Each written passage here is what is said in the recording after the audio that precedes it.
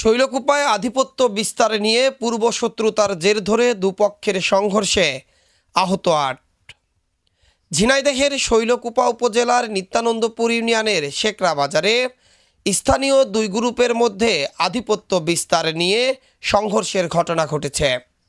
এ সময় ইটপাটকেল নিক্ষেপ ও হাতাহাতির ঘটনায় উভয় পক্ষের অন্তত ৮ জন আহত হয়েছে।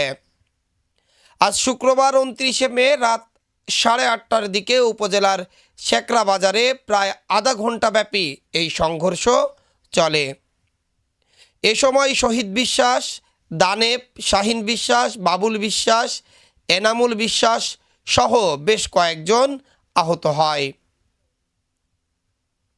স্থানীয় বাসিন্দা ও পুলিশ জানায়, আধিপত্য বিস্তার নিয়ে দীর্ঘদিন ধরে উপজেলার নিত্যানন্দপুর ইউনিয়ন বিএনপির সাবেক সভাপতি গোলাম মোস্তফা ও ইউনিয়ন বিএনপির উপদেষ্টা মণ্ডলীর সদস্য আব্দুস সালামের মধ্যে বিরোধ চলে আসছিল।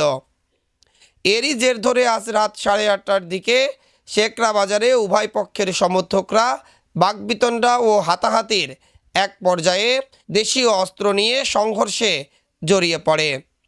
এ সময় উভয় পক্ষের মাঝে প্রায় আধা ঘন্টা ব্যাপী ধাওয়া পাল্টা ধাওয়া ও ইটপাটকেল নিক্ষেপের ঘটনা ঘটে। এ সময় উভয় পক্ষের অন্তত ৮ জন আহত হন।